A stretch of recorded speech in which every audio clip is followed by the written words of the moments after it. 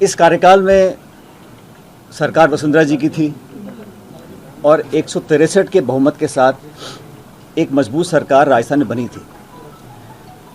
उस सरकार का लगातार हम लोगों ने विरोध किया नीतियों के आधार पर, लेकिन सबसे प्रमुख प्रहार जो उसकी सरकार की विश्वसनीयता पर रहा वो वसुंधरा जी की सरकार में हुए भ्रष्टाचार पर था।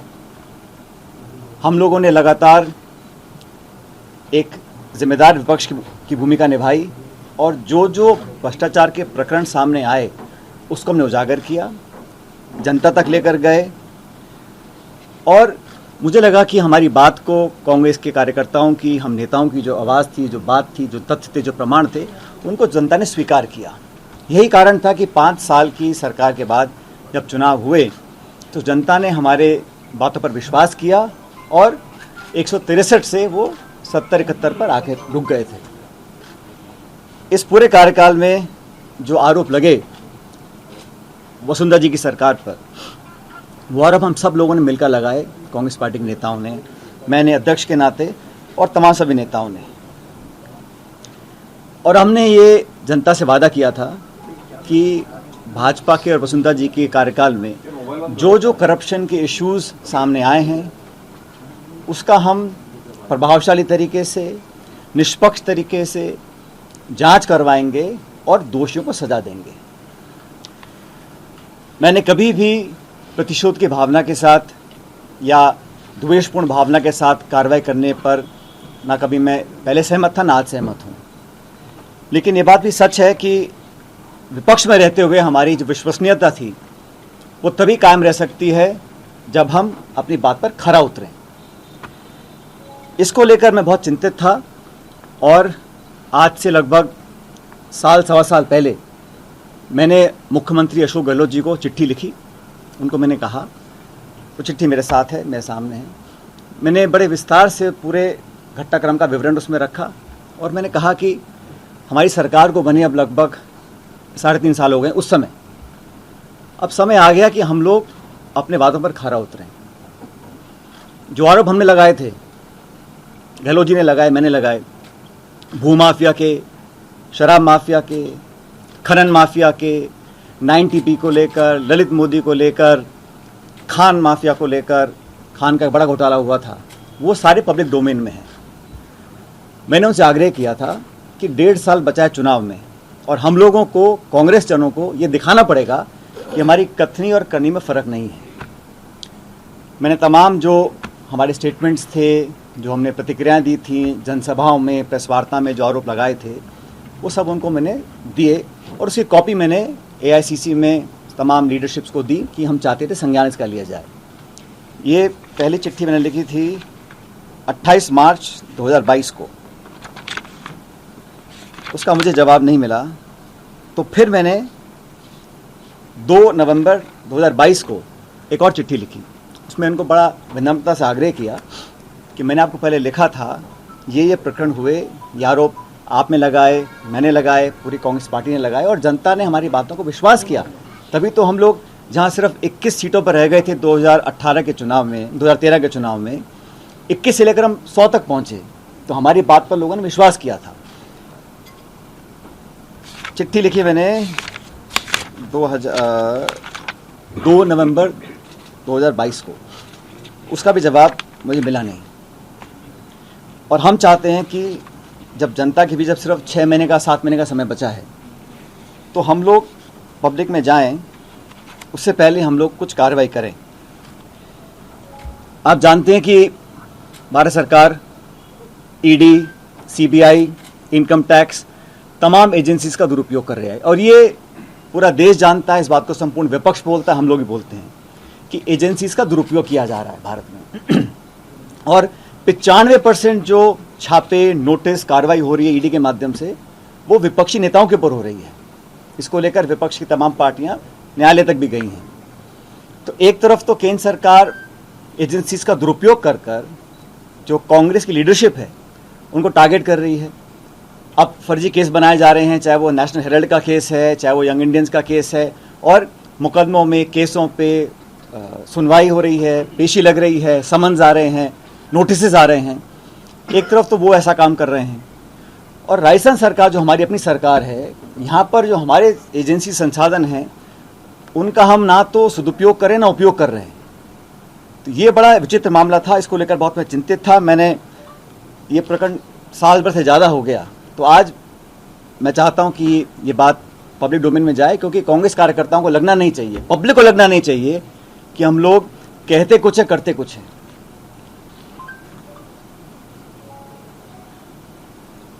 हमारे विरोधी इस भ्रम को फैलाने की भी कोशिश कर सकते हैं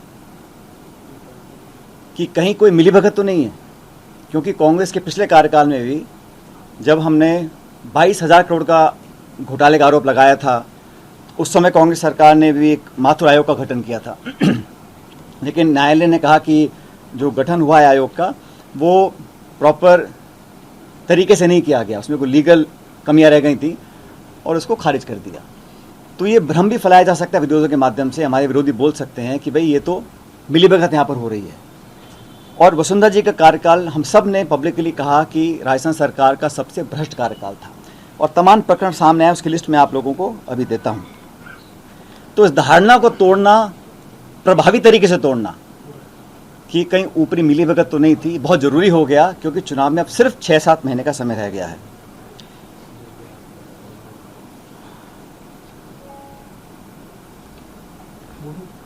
अभी चिट्ठियां मैंने लिखी हैं, इसका जवाब हमें मिला नहीं।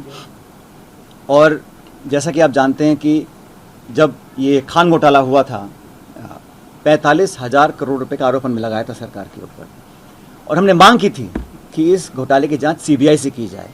4.5 साल बाद भी इस जांच को सीबीआई को नहीं दिया गया। और ललित मोदी कांड हुआ था, उस समय हम सब लोग, माननीय अशोक गहलोत जी, मैं, हम सब नेता जो कांग्रेस पार्टी के थे, हम गवर्नर के पास गए, राष्ट्रपति के पास गए, ज्ञापन दिया, सीएजी के पास गए, सीवीसी के पास गए, और तमाम एजेंसीज को कहा इसकी जांच की जाए।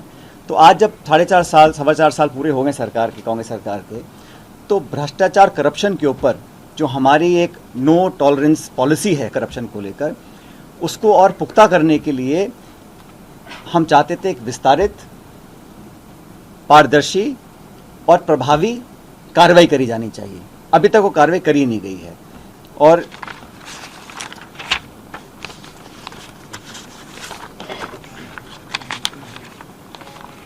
ये 2 चिट्ठियां हैं जो मैंने लिखी थी गहलोत जी को 2022 में, मार्च में और नवंबर के अंदर। इसकी कॉपी मैं आपको दूंगा। लेकिन साथ ही साथ ये जो मैं कह रहा हूँ, ये सब हम एक छोटा सा वीडियो हमारे पास है जो इकट्ठा किया था, जो पब्लिक डोमेन में हमने बातें करी थी। मैं चाहता हूँ उसको आप जरा प्ले करना है।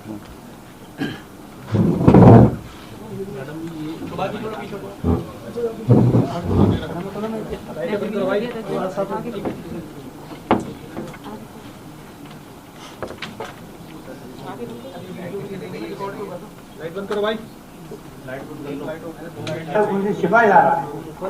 इसका मतलब ये होगा कि अमित शाह जो उनके अध्यक्ष है वसूल किए गए पूरे राजस्थान से लाखों करोड़ रुपए इकट्ठे हुए इनके, वो पैसे कहाँ गए कुछ पता नहीं। मस्जिदी को करप्ट कर दिया लोगों ने। खुद के स्वार्थ में पैसा ऊपर तक पहुंचता था।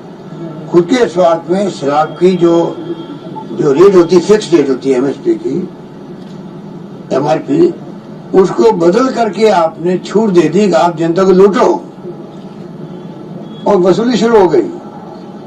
ऐसे काम नामे इन्होंने किए थे, उनको ठीक करने में हम लोग लगे हुए। बजरी के अंदर भी यही मामला है। अवैध खनन करो, 5,000 की ट्रक है वो 30,000 बेचो, 40,000 बेचो, कुछ भी करो, पैसा ऊपर तक पहुंचना चाहिए।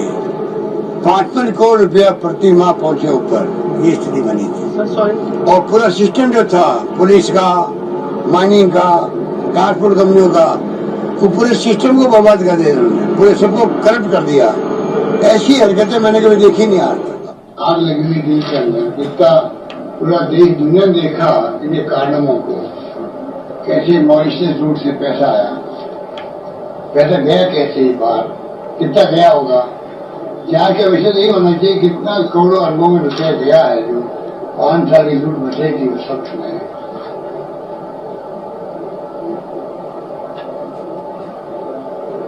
और मैंने कहा ना कि इनमें साथ है तो जो इनके खिलाफ में केस चल रहे हैं जी कोर्टों के अंदर भी है उनकी जांच करवा दें क्योंकि पुलिस इनकी है तो ये जांच हो नहीं सकती मुख्यमंत्री के खिलाफ में या मुख्यमंत्री के सहयोगियों के खिलाफ में जो इनकी ओएसडी है या कारपेट वाला मामला मुख्यमंत्री को इस्तीफा देना ही चाहिए और बेटे को भी जिस उसमें आरोप लगे हैं जो पहला मॉरिशस की रूट से आया है नंबर 1 पैसा इनकी धौलपुर में लगा है वहाँ सिविल स्टाफ बनी है उनकी पूरी जांच होनी चाहिए पैसा कितना लगा है कहाँ से आया कैसे लगा है जांच होनी चाहिए।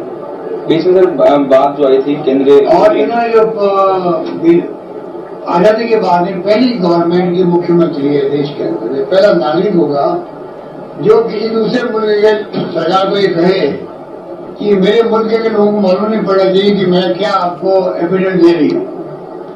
आरोप लगते हैं भाई ये घुसखोरी भूमि दबा ली राज परिवार ने धौलपुर के अंदर महल का हिस्सा कॉमर्शियल करके दे दिया नेशनल हाईवे को जमीन जो है महल के अंदर की पूरी जमीन वो गैर मुमकिन सिविल चेक है ये हम भी सुनते रहते लोगों से कि जितने उनके आरोप लगते हैं ये उनके लिए एक सुनहरा अवसर होता है जब आपको डेमोक्रेसी के आधार पर राज करने का अवसर मिला है हमेशा के लिए उनके खुद के इतने हैं हमेशा के लिए वो सारी बातें स्पष्ट करनी चाहिए। ग्राम आयोजित किया गया 50-60 करोड़ तो फूंक दिया आपने राजस्थान में ये जांच का विषय है बिना टेंडर बिना बिल बिना कुछ भी किए हुए देते के पहले उठाते गए शानदार प्रोग्राम होना चाहिए उद्योगपतियों को खुश करके भेजो आगे के इन्वेस्टमेंट के लिए आगे हमारे तो अच्छे रहने चाहिए। अरे भाई सुनो क्या होगा उसका ये तो जांच होनी चाहिए इसकी तो मेरा मानना है।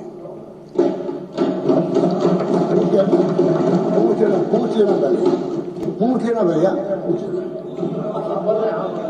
एग्रीगेट आयोजन 67 करोड़ रुपए खर्च कर दिए एमओ हुए 6,000 करोड़ के आया कितना 631 करोड़ रुपए 631 करोड़ का और पहले कितना खर्च हुआ 67 करोड़ रुपए खर्च कर दिए बड़े बड़े आयोजन किए गए।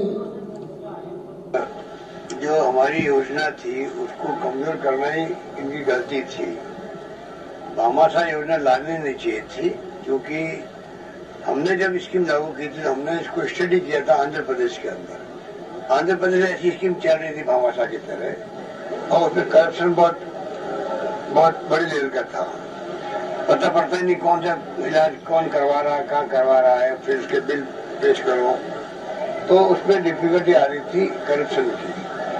इन्होंने अपनी जिद को पूरा करने के लिए हमारी योजना क्योंकि हमारे वक्त में लागू की जैसे मैंने कहा इन्होंने हर हमारी योजनाओं को नाम बदलना या काम बदलना कमजोर करना यही काम किया 5 साल है इसलिए इस योजना को लेके आए हमारा कार्ड पे जो है करोड़ों रुपए खर्च कर दिए वो जांच का विषय है वो जांच का विषय वो भी है अपना आपके अंदर क्यों बनाया कार्ड आधार कार्ड था क्यों बनाया गया तो ये शुरू से ही करप्शन की बेड चढ़ चुकी है। मैं तो पहले कह ही रहा था अब आप नई बात बता रहे हो कि जो 106 करोड़ रुपए बकाया इसके है उन्होंने पॉलिसी खत्म कर दी है पॉलिसी मान लो वापस पेमेंट कर देंगे वापस शुरू भी हो जाएगी तो अल्टीमेटली इसमें बहुत भयंकर करप्शन होता है और करप्शन को रोक नहीं पाता है तो बहुत अनफॉर्चुनेट है इनके फैसले बड़े घोटाले हो रहे हैं और प्रधानमंत्री चुप बैठे रहे व्यापक घोटाला अलग हो गया रमन सिंह जी का वहां अलग घोटाला चल रहा है यहाँ का खुला खाता है मॉइस्चर रूट से तो मैंने कहा वसुंधरा मॉडल जो बना है देश के अंदर इसको या तो अपनाना चाहिए केंद्र सरकार को जिस रूप में पैसा आया है चेक से 10 रुपए का शेयर लगभग 1 लाख में बिका है ये मॉडल नया मॉडल है subsidy company India Capitals company जो है उससे जो हमने पूरी रिफाइनरी का भवन बनाया था उसकी बजाय प्राइवेट कंपनी को आपने 4 साल बर्बाद कर दिए और लोग गुमराह करे सत्य बोल करके 40,000 करोड़ बचा लिए कोई प्राइवेट फंड को जगह दे रही थी स्टेट गवर्नमेंट रिपेयरिंग का। भारत सरकार की कंपनी ओएनजीसी एचपीसीएल, राजस्थान की कंपनी नहीं बनाई कंपनी है राजस्थान गवर्नमेंट, उनके बीच समझौता था, लेन देन हो रहा था राजस्थान और केंद्र के बीच में।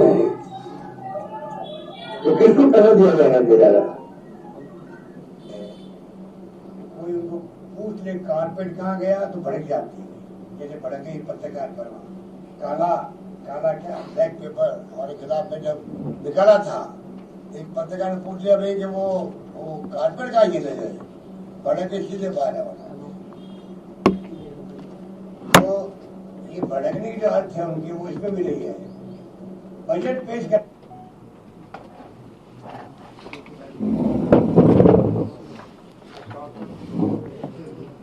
अब साथियों, ये जो करप्शन को लेकर गहलोत साहब ने जो बातें बोली हैं, इससे कहीं ज़्यादा मैंने भी बोली थी और हमने मिलकर बोली थी। और मैं समझता हूँ समय आ गया कि इस पर हम अपनी स्थिति स्पष्ट करें। और जैसे मैंने पहले कहा, हमारे विरोधी कई बार आरोप लगा सकते हैं कि क्या कोई मिलीभगत है या क्या मसला है कि हम बार बार सरकार बनाने के बावजूद भी, क्योंकि करप्शन ऐसा इशू है जो पब्लिक को छूता है। और हम जब दोबारा चुनाव में जाएंगे तो हमारी बात पर कोई इकबाल करे, इसलिए ज़रूरी है कि हम प्रभावी, पारदर्शी और समय सीमा निर्धारित, और साथियों अगर निष्पक्ष जांच में निकल कर आता है कि कोई दोषी नहीं था या करप्शन नहीं हुआ था, तो हम मान लेंगे गहलोत जी और मैं दोनों झूठे थे या हमारी बात गलत थी। लेकिन जब जांच नहीं होगी, जब तथ्य सामने नहीं आएंगे, जब इंक्वायरी नहीं होगी, जब केस रजिस्टर नहीं होगा, जब तफ्तीश नहीं होगी, तब तक कैसे लोग मान लेंगे हमारी बात को? अगली बार जब हम जाएंगे कि भाजपा के हमारे साथी वसुंधरा जी की सरकार में जो कांड घोटाले हुए थे वो सही थे या गलत थे। इसलिए मैंने तो चिट्ठियाँ लिखी और आज साल भर से ज़्यादा हो गया। आज का प्रकरण नहीं है, क्योंकि मैं इस बात को लेकर बहुत लंबे समय से चिंतित था। मैं कांग्रेस पार्टी का अध्यक्ष था और उस समय जब हमने बात रखी थी तो जनता को, पार्टी को, वर्कर्स को, देश को ये हमने आश्वासित किया था कि हम बिना भेदभाव के जांच करवाएंगे। और हमारे पास उस वक्त पूरा तथ्य हमारे पास है। हम विपक्ष में थे, जब हम विपक्ष में थे तब तथ्य हमारे पास आ रहे थे। तो मैं नहीं मानता हूं कि सरकार में आने के बाद हमारे पास वो संकल्प शक्ति नहीं होगी कि हम उन तथ्यों को उजागर कर सकें। और ये जांच का विषय मैंने नहीं कहा, तो कई बार आप देखा मुख्यमंत्री जी ने बोला है, कई बार सदन में बोला है, सदन के बाहर बोला है। तो इसलिए मैं समझता हूँ बहुत ज़रूरी है, लेकिन दुर्भाग्यवश अभी तक इस पर कार्रवाई हुई नहीं है। 6-7 महीने में आचार संहिता लग जाएगी। इसलिए मैं ये आपके बीच साझा करना चाहता था। और साथियों, कई बार आप मुझसे सवाल पूछते हो और मैं जवाब देता हूँ कि मैंने कांग्रेस लीडरशिप को राजस्थान के संदर्भ में कई सुझाव दिए हैं। मैंने कहा ना आप लोग कई बार, उनमें से एक सुझाव ये भी था कि पार्टी की साख बचाए रखने के लिए पार्टी के नेताओं द्वारा दिए गए आश्वासन और भाषण ऐसे ना लगें कि हम सिर्फ चुनावी रोटी सेकने के लिए झूठे मूठे आरोप लगाते हैं और सत्ता में आने के बाद हम सब भूल जाते हैं। तो ये सुझाव भी मैंने लीडरशिप को दिया था, लेकिन अभी तक इस पर कार्रवाई हुई नहीं है, ये हम सब जानते हैं। इसी को देखते हुए, क्योंकि 11 अप्रैल को महान समाज सुधारक, लगभग 200 साल पहले जन्मे ज्योतिबा फूले जी की जयंती है, इसलिए मैं 11 अप्रैल को राजस्थान में शहीद स्मारक के ऊपर एक दिन का अनशन करूंगा, इस बात को दोबारा रखने के लिए कि करप्शन को लेकर हमारी सरकार जो कहती है हम कर दिखाएंगे। और एक दिन का अनशन 11 अप्रैल को मैं रखूंगा शहीद स्मारक पर। इस बारे में मैंने जिला प्रशासन को सूचित कर दिया है। अनशन करप्शन के खिलाफ कार्रवाई करने को रखा जाएगा। अब तक जो हम नहीं कर सके 4.25 साल में, उसको करने के लिए, ताकि मैं फिर कहना चाहता हूँ, जनता जनार्दन है और हर पार्टी को अपनी बात पर विश्वास कायम कराने के लिए प्रमाण देना जरूरी है। तो इसीलिए अपनी बात को लेकर मैं शहीद स्मारक पर 11 अप्रैल को ज्योतिबा फूले जी की जयंती है, उस दिन एक दिन का अनशन रखूँगा।